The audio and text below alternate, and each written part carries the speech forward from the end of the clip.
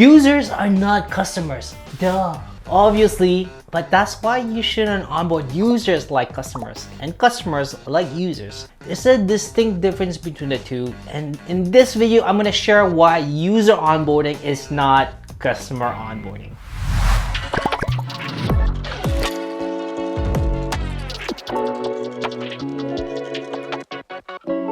Hey friends, it's Ramli John from AppQs. If you want to get the best user onboarding tips and tricks, make sure to smash that subscribe button.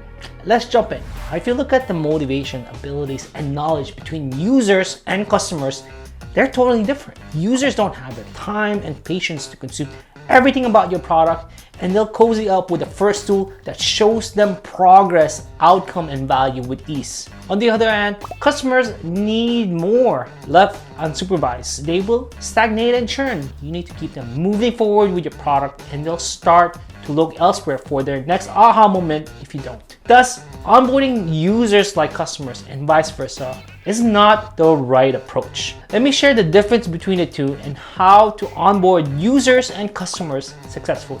First, let's take a look at user onboarding. As its name suggests, it's about onboarding users, which are typically people who are in the early stages of using a product, usually at no charge. Think of SaaS free trials and premium services where more advanced features must be paid for. An example of this is Canva, Miro, and other products. Some of the things that users care about are totally different than what customers care about, such as, will this tool meet my personal goals? Second, can this tool meet my functional goals? And third, how does this tool compare to X, Y, and Z? With user onboarding, you want to give them a sense of progress, outcome, and success with your tool as soon as you can. The onboarding flow that win and convert a user into a customer are the ones that race towards that all-important aha or wow moment. This moment is the point in the trial when your users suddenly see the benefit of your product's outcomes and they say to themselves, wow, this is a great product. Duolingo, a language learning platform, is a perfect example of how this can be done. Context is likely to differ from your product, but the point still remains. The onboarding flow gives the user confidence, value, and makes them feel smart.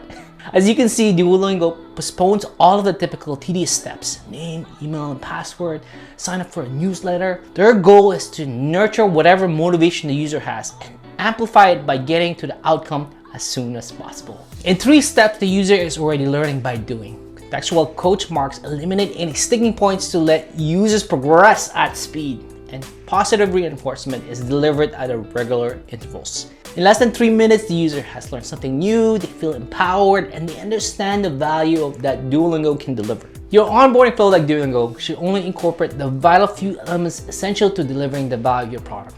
Each additional step, requirement, and bit of information that's not tightly linked to the user's primary goal will increase the risk of user abandonment.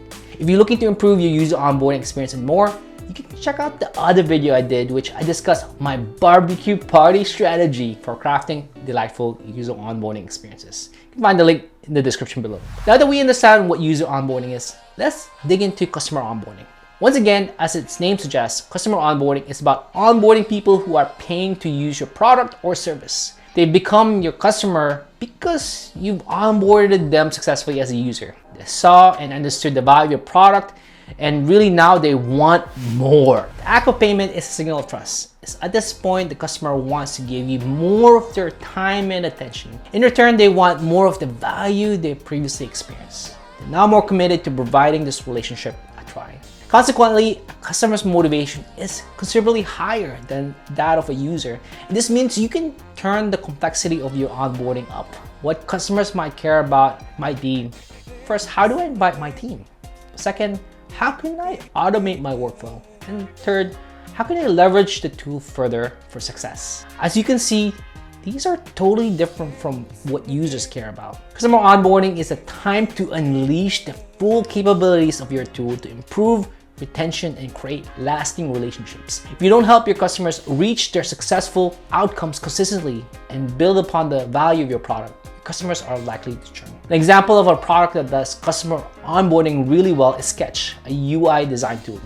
Because Sketch is inherently more complicated than Duolingo, customer onboarding has to be on point to cultivate the long-lasting relationships that have been critical to success up to this point. Every time you open Sketch, you're greeted with the same welcome modal. And this is the center of their long-term onboarding. It's unobtrusive and it's packed full of value. They frequently update the content here with tutorials on new features, which is great for ongoing customer engagement. Sketch also sends out a monthly newsletter that touches base on news, tips, and ideas to ensure customers are always progressing and learning more. These friendly check-ins ensure all customers, including the ones who have been inactive, are kept in the loop. The once per month newsletter cadence keeps Sketch front of mind for all the customers, while not cluttering their inbox. It does just enough at the right time. Finally, on their website, customers can find all the design documentation, extensions, and community events. The content is deep and broad and offers the resources needed for customers to personalize their long-term onboarding for their specific needs.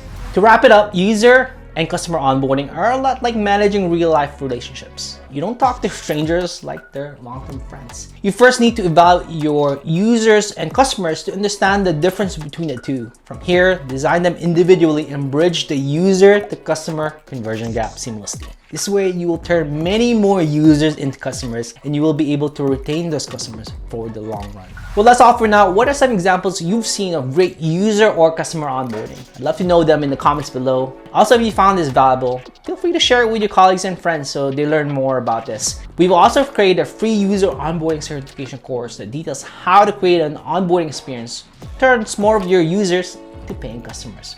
We've got the link below in the description. Make sure to check it out. Don't forget to also subscribe to get the best tips and tricks to improve your product's user onboarding. That's all for now. Make sure to check out our other videos on onboarding. This is Ramli John from AppQs. See you in the next video.